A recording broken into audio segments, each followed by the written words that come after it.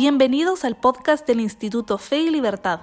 En este espacio conversamos con expertos y analizamos posturas sobre economía, religión, libertad y más. Bienvenidos a un nuevo episodio del podcast Fe y Libertad. Hoy nos acompaña el doctor Gabriel Zanotti para hablar de un tema, a mi parecer, muy interesante, apasionante, y es la vida y la obra de Santo Tomás de Aquino. Este año se cumplen 750 años desde su muerte y pues nos pareció importante venir y hablar un poquito de él, de cómo su obra es todavía vigente y sobre todo cómo se relaciona con el trabajo que hacemos en Fe y Libertad. Así que muchas gracias, Gabriel, por acompañarnos aquí. Al contrario, realmente el agradecido soy yo por estar aquí, en serio. Sí. Muchas gracias, Gabriel. Pues para comenzar, creo que sería bueno que nos hable un poquito sobre quién era Tomás de Aquino, porque en este artículo que usted amablemente nos compartió, Santo Tomás de Aquino es el título, hace una semblanza breve sobre su vida, cómo se inició en el estudio teológico, y realmente, primero su narrativa es muy divertida, la encuentro yo, muy amena, pero también nos da una idea de esta mente brillante, ¿verdad? Entonces, ¿quién era Santo Tomás? Lo primero que hay que decir es que, para situarnos en su circunstancia histórica, él era un fraile dominico. ¿Qué significaba ser un fraile dominico en el siglo XIII? En pleno Sacro Imperio Romano Germánico, Santo Domingo, allá por los 1200 y pico, era un sacerdote secular al cual se le ocurrió que la mejor manera de difundir la fe no era tanto con ciertas expediciones forzadas que se utilizaban en esa época, sino mediante el diálogo, que para la época era una gran novedad. Entonces Santo Domingo funda una orden contemplativa activa, una orden contemplativa, pero que su característica central era predicar la palabra. El lema de la orden era y sigue siendo contemplar y predicar lo contemplado en la oración. Uh-huh. Entonces todos los que se veían llamados al estudio y a la predicación de lo estudiado tenían la orden dominica como su casa, pero además la orden dominica se caracterizaba por tener una vida muy austera, por cumplir totalmente los preceptos evangélicos, y en ese momento eso les daba una gran autoridad moral frente a otras costumbres de otras personas que no las tenían, ¿no? Uh-huh. Bueno, y cuando nace el niñito Tomás, nace en una de las familias más ricas de ese sector de Italia, por eso, de la familia Aquino. Por eso siempre a mí me gusta decir si Santo Tomás es de aquí, y yo digo no, ¿okay? Bueno, entonces, no se preocupen por ese chiste. Pero la familia, frente a la brillantez intelectual del niño Tomás, que hace sus primeras letras en un convento benedictino, no era lo usual en ese momento, no es que fuera una escuela primaria. Uh-huh. Las familias ricas de la época tenían esas oportunidades de mandar a sus niños a conventos, pero no todos los niños lo soportaban. En cambio, claro, el niñito Aquino estaba lo más feliz rezando y estudiando. Entonces la familia dijo, bueno, nuestro niño va a ser sacerdote, luego va a ser obispo, cardenal y pontífice. Y se llevan todos una gran desilusión cuando el niñito Tomás dice, no, yo quiero entrar a la orden dominica. Y la familia se opone, pero él insiste, persiste, y finalmente se va con los dominicos, ¿no? Uh-huh. Y ahí comienza a estudiar teología con Alberto Magno, que es el gran creador del aristotelismo cristiano medieval. Uh-huh. Alberto Magno se da cuenta también de la lucidez intelectual impresionante de su discípulo, pero era un discípulo que hablaba poco, pensaba mucho y hablaba poco. Por eso sus compañeros le empezaban a decir el buey mudo, porque él siempre fue un poquito gordito y hablaba poco, le decían el buey mudo. Y Alberto Magno dice, bueno, cuando este buey comience a rebuznar ya van a ver, ¿no?, que los demás se van a tener que callar. Y bueno, efectivamente, cuando comienza a enseñar teología y cuando comienza a escribir, tiene 30 años de vida de enseñanza y de escritura, y realmente no hay explicación humana de cómo escribió en 30 años todo lo que escribió. Sí. ¿No? Es algo asombroso. Pero te voy a contar una anécdota que te define totalmente la personalidad de Santo Tomás de Aquino. Uh-huh. Todos sus biógrafos, tanto los más piadosos como los más científicos, cuentan que era una combinación única entre ingenuidad e inteligencia profunda. en un momento sus compañeros frailes, que eran tan humanos y chistosos como nosotros, sabiendo cómo era Tomás, le dicen, mirá, Tomasito, hay una vaca volando, ¿no? Y entonces ahí Fray Tomás va hacia la ventana a ver la vaca volando. Por supuesto, todos sus compañeros se ríen y él responde lo siguiente: creo más en que una vaca vuele que en un fraile que mienta. O sea, es mucho más probable que una vaca vuele que un fraile mienta. Con lo cual les dio un reto impresionante. O sea, esto te lo define de cuerpo entero, ¿no? Y dicen algunos, para encontrar algún intento humano de explicación de cómo hizo para escribir todo lo que escribió, dicen algunos que dictaba sus textos, sus cuestiones disputadas, sus sumas, que escribía 3 o 4 textos al mismo tiempo. Él iba dictando a 4 frailes que le tomaban nota al mismo tiempo. Que ya de todas formas requiere una capacidad intelectual. Era de una concentración absoluta. ¿Viste que esas personas que juegan al ajedrez varias partidas? Sí. Era impresionante. ¿Y cómo influyó la época y los pensadores, tanto contemporáneos como los que venían antes, en la teoría que desarrolló? Él tenía una gran capacidad de síntesis. Él sintetizó la filosofía antigua, Platón y Aristóteles, los padres de la Iglesia, filósofos árabes como Avicena y Averroes, Avicebrón y Maimónides, que eran los escolásticos judíos. El Aristóteles, además, que él comentó, es un Aristóteles todo reinterpretado por él. Aristóteles en ese momento fue traducido en el siglo XIII por un compañero de orden de Santo Tomás, Guillermo Moerbeke, fue traducido de vuelta del griego al latín. Esa versión latina es la que lee Santo Tomás de Aquino y comenta.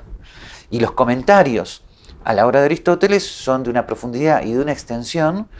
Cualquiera de nosotros, para hacer uno de esos comentarios, hubiera necesitado toda una vida. Él comentó toda la obra de Aristóteles, sencillamente toda.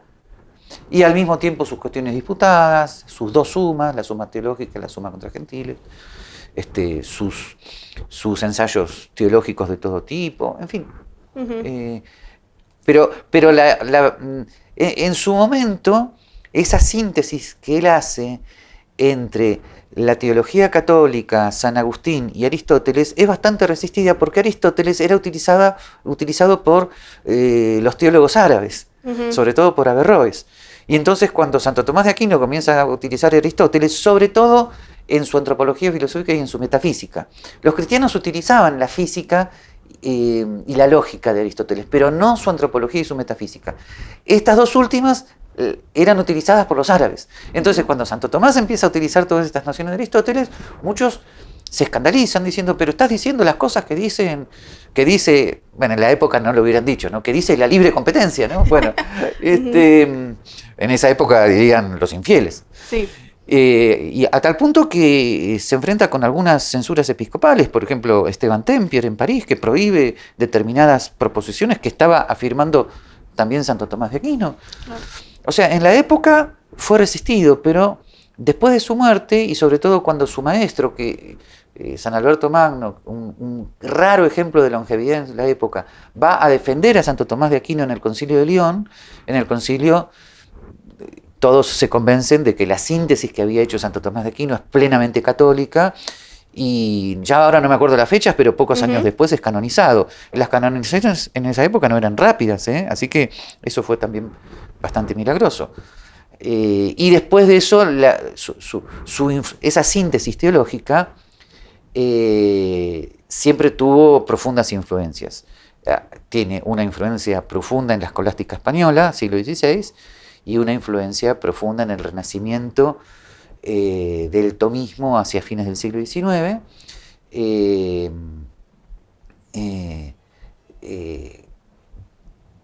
que siempre es garantía en la Iglesia Católica de fidelidad a la fe.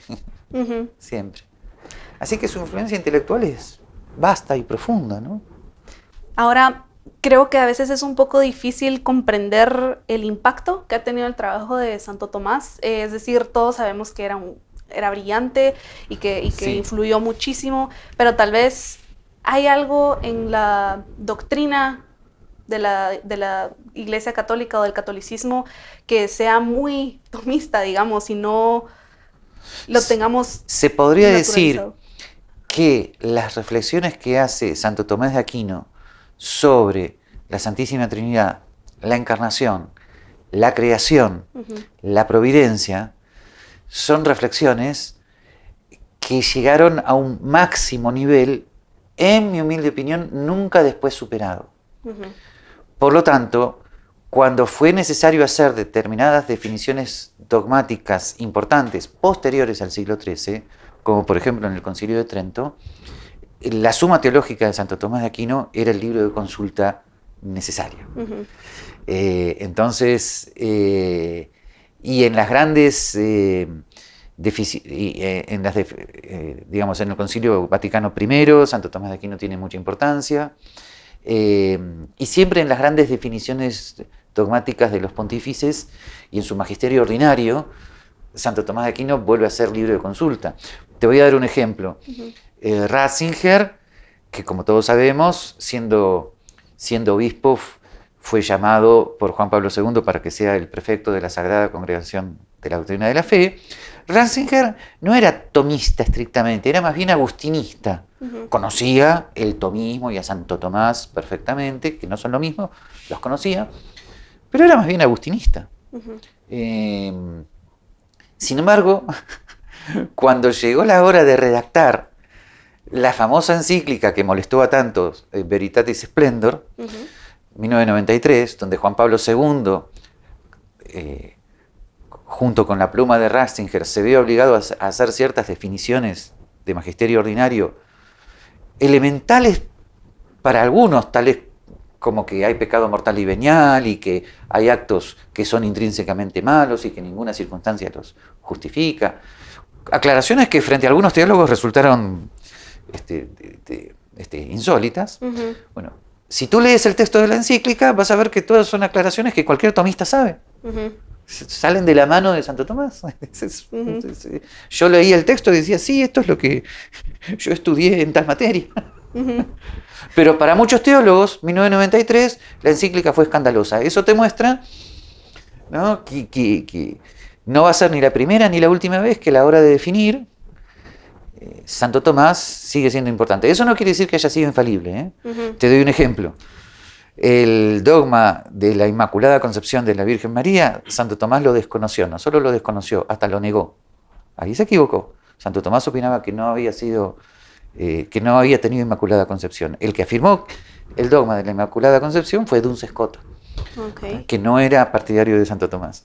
Eso para que veas que todo tiene su límite, claro, y que el magisterio no va a copiar todo lo que diga Santo Tomás de Aquino, claro, pero siempre queda como un ejemplo, como un modelo de síntesis de razón fe, como un libro de consulta. Incluso para cualquier laico como yo que tenga alguna duda teológica importante y quiera consultar, ese es el libro de consulta. Sí, justamente esa era mi siguiente pregunta. ¿Cómo nosotros que queremos conocer más de la obra de Santo Tomás, cómo nos acercamos? ¿Cómo hacemos ese primer acercamiento? Yo creo que el modo ideal es comenzar a leer directamente la Suma Teológica o la Suma contra Gentiles. Casi todos te van a decir que no. Pero yo insisto que sí se puede. Primero porque Santo Tomás de Aquino es un autor muy claro. Es sujeto, verbo, predicado, complemento. ¿Cuál es el problema? El problema es tal. ¿Cuál es mi posición? Mi posición es tal. Bien, hay que acostumbrarse al lenguaje. No es tan complicado. Sus ejemplos son de la vida cotidiana. ¿Sí? No es, y además, sin que vos te des cuenta, él está sintetizando en sus ejemplos y en sus frases densas pero cortas toda la teología de San Agustín y de los padres de la Iglesia. Entonces, no es tan difícil como se supone. Simplemente hay que acostumbrarse, hay que concentrarse un poquitito, sentarse a estudiar, pero no es tan terrible, se puede hacer, y además se puede hacer día por día pequeños digamos, una cuestión por día, un artículo por día. No es tan difícil. Y frente a las dudas, consultar a algún buen tomista que conozca. Santo Tomás dice esto acá, pero no lo entiendo muy bien. Bueno, tal cosa. O sea, lectura y consulta. La consulta también puede ser leer algunos libros introductorios. Lo que ocurre es que eso es un arma de doble filo. Hay muchos libros introductorios a Santo Tomás de Aquino, pero que están escritos sobre la base del tomismo de fines del siglo XIX. El tomismo de fines del siglo XIX lo que hace es presentar a un Santo Tomás filósofo contra los filósofos modernos. Ok, pero eso no era Santo Tomás de Aquino. Santo Tomás de Aquino, como autor clásico, era fundamentalmente un teólogo que estaba utilizando la filosofía de Aristóteles y de Platón para la apologética de la fe católica. Entonces no es que era un filósofo, entonces hay que tener cuidado con los manuales que te presenten a Santo Tomás como un mero filósofo. Okay. Hay que tener cuidado con eso. Okay. Ahora, hoy usted dará una charla aquí en el Instituto Fe y Libertad. Sí. Y el título es Santo Tomás de Aquino, siempre actual. Claro. ¿De qué forma es actual? Porque él... por un lado parece que no, porque él no salió de su circunstancia histórica, no fue un visionario de mundos futuros. Estaba totalmente metido en el Sacro Imperio Romano Germánico, en las circunstancias de su época, en los problemas de su época, pero en esa síntesis filosófico-teológica que él hace, deja, comillas, no quiero utilizar esta palabra que parece autoritaria, deja doctrinas, deja tesis, eso es mucho mejor, que son clásicas, o sea, tesis cuya profundidad supera la circunstancia histórica y dejan semillas para todas las demás circunstancias históricas. Entonces, por ejemplo, la ley natural, el tratamiento de la ley natural en Santo Tomás de Aquino es fundamental para que luego hoy podamos entender qué significa derechos personales. La manera en la que Santo Tomás de Aquino diferencia el poder secular del poder eclesial, hoy lo podemos tomar para, por ejemplo, el tema de la sana laicidad del Estado. El tratamiento que hace de la propiedad privada en su tiempo como útil a la sociedad, hoy lo podemos tomar para estudios económicos sobre la utilidad de la propiedad privada de los medios de producción. Su teoría del conocimiento, su clara noción de lo que es un concepto, hoy es el punto de encuentro con una corriente filosófica muy importante que fue cultivada por Juan Pablo II, que es la fenomenología, que hoy al mediodía voy a hablar de eso, y así sucesivamente. O sea, él deja no semillas, sino grandes tesis, pero que se pueden utilizar hoy. Te doy un ejemplo más. La unión profunda entre inteligencia y sensibilidad que hay en su antropología filosófica, mejor dicho, en su antropología teológica, hoy es un tema fundamental para el diálogo con las neurociencias y para poder mantener la espiritualidad del ser humano en diálogo con todo lo que nos dicen las neurociencias. Y su filosofía de la física, sus comentarios a la física de Aristóteles, hoy nos permiten establecer un diálogo profundo con las ciencias modernas. Conozco grandes autores que hoy, sobre la base de Santo Tomás de Aquino, están dialogando con las neurociencias, con la física cuántica. No porque Santo Tomás haya hablado de eso, pero sí porque dejó esas síntesis que siguen siendo fructíferas. Claro.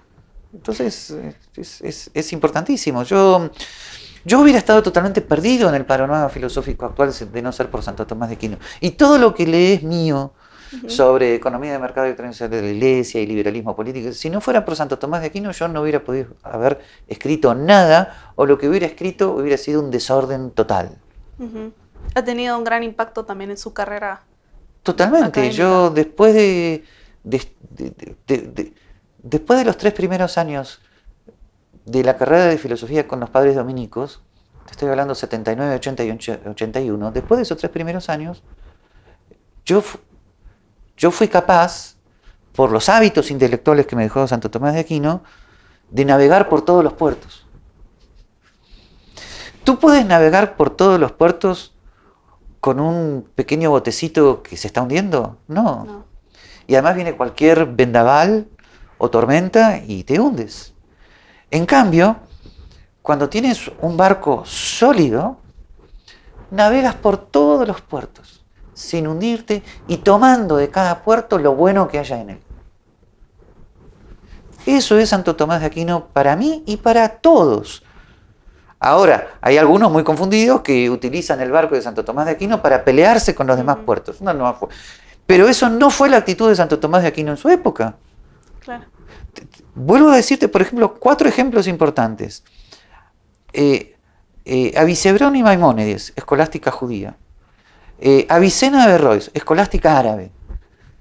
¿Se peleó agriamente Santo Tomás con ellos? No, de ninguna manera. Tomó todo lo bueno que habían dicho, los respetaba enormemente y los incorporó a su síntesis católica. Esa es la enseñanza de Santo Tomás de Aquino. Así se procede.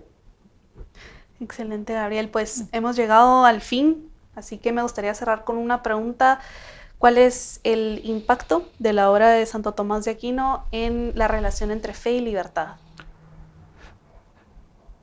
Que en Santo Tomás de Aquino tienes bien claro lo que significa el libre albedrío como fundamento de una antropología filosófica que te hable de la libertad interna, que es la capacidad, aunque no siempre fructífera, aunque no fructifica en todos, la capacidad de ser dueño de tu persona, dueño de tu proyecto de vida, que es la máxima garantía contra cualquier autoritarismo. En primer lugar eso. Y luego su teoría de la ley natural, su doctrina de la ley natural es la base para entender qué significa la justicia como elemento de los derechos personales. Y ese es el fundamento de la libertad política frente al abuso del poder, que es lo que hicieron los escolásticos del siglo XVI en su momento. Así que tiene todo que ver con lo que hoy llamamos libertad, porque a su vez es un fundamento de la libertad, pero no del libertinaje, de la indiferencia o del escepticismo, que es la libertad como la manejan los posmodernos. Como no hay valores, como no hay nada, entonces cualquier cosa. Eso no tiene nada que ver, obviamente, con Santo Tomás de Aquino, pero no tiene nada que ver con la libertad política que defendemos desde Santo Tomás, que es una libertad política basada en valores morales. Por supuesto, uno de esos valores morales es el respeto a la libertad religiosa, pero la libertad religiosa no se basa en el escepticismo, sino en el respeto a la conciencia del otro, que es un punto que también está incoado en la obra de Santo Tomás de Aquino. Así que es lo ideal para hoy hablar de libertad en un mundo posmoderno. Porque además este mundo posmoderno está generando reacciones religioso/autoritarias. Sí. Que no es el modo, no es el punto. La síntesis superadora entre ambas tentaciones, el escepticismo y el autoritarismo, es la noción de libertad en Santo Tomás. ¿Qué es lo que le permite a Ratzinger haber escrito todo lo que escribió? Eso. Excelente, Gabriel. Pues muchísimas gracias por habernos acompañado en este episodio. No, por favor. Fue muy, muy bueno estar acá. Gracias nuevamente y también gracias a quienes nos acompañan. Para más información del Instituto Fe y Libertad y de nuestro podcast pueden visitar www.feylibertad.org y nuestras redes sociales. Hasta la próxima.